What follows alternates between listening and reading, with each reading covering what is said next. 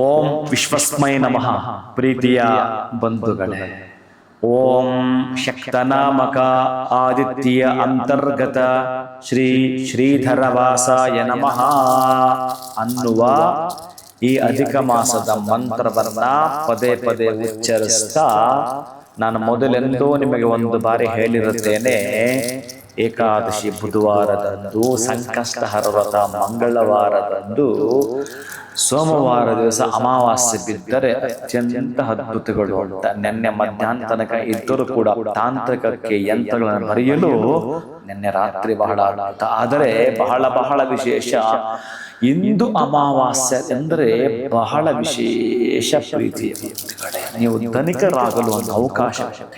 ಧನಿಯಾವನ್ನ ಮನೆಗೆ ತರುವುದು, ಧನಿಯಾ ನೀವು ದಾನ ಮಾಡುವುದು, ರೈತರಿಗೆ ಬೇಕಾದ ಏನಾದರೂ ಒಂದು ವಸ್ತುಗಳನ್ನು ಕೊಡುವಂಥದ್ದು, ಪಿತೃದೇವತೆಗಳನ್ನ ಸ್ಮರಣೆ ಮಾಡುವುದು. ನಿಮ್ಮ ತಂದೆ ತಾಯಿಗಳು ಚಿಕ್ಕಪ್ಪ ಚಿಕ್ಕಮ್ಮ ಇದ್ರೆ, ನಿಮ್ಮ ತಾತ ಮುತ್ತಾತ ಅವರ ತಾತ ಇದ್ರೆ ಒಮ್ಮೆ ಕೇಳಿಸ್ಕೊಂಡು ಬರ್ಕೊಳ್ಳಿ. ಅಥವಾ ನಿಮ್ಮ ತಂದೆ ಕಡೆ ನಿಮ್ಮ ತಾಯಿ ಕಡೆ ಎಷ್ಟು ಜನ ಬಂಧು ಬಾಂಧವರು ಇದ್ರು ಒಂದ್ಸಲ ನೀವು ಸರ್ಚ್ ಮಾಡಿ. ಅವರೆಲ್ಲರೂ ಕೂಡ ನೆನಪು ಮಾಡಿಕೊಳ್ಳಿ.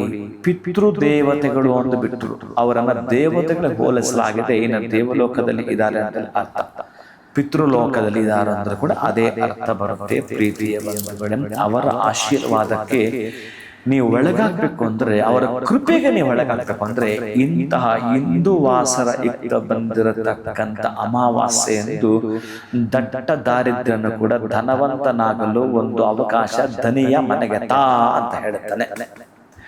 ನಂತರ ಆ ಧನಿಯವನ್ನ ನಿಮ್ಮನ್ನೇ ಉಪಯೋಗ ಮಾಡಿಕೊಳ್ಳುತ್ತಾ ಬನ್ನಿ. ಬಹಳ ವಿಶೇಷ ಇರುವುದು.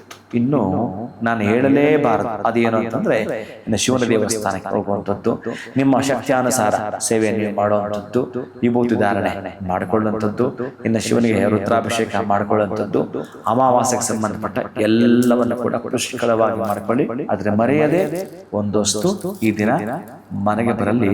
ಅಮಾವಾಸ್ಯೆಯ ಕತ್ತಲಲ್ಲಿ ಪೌರ್ಣಮಿಯ ಬೆಳಕು ಎಲ್ಲ ಪ್ರೀತಿಯ ಬಂಧುಗಳ ಮನೆಯಲ್ಲಿ ಕೂಡ ಮೂಡ್ತಾ ಬರಲಿ. ಶಿವಂಭೂಯ, ಒಳಿತಾಗಲಿ.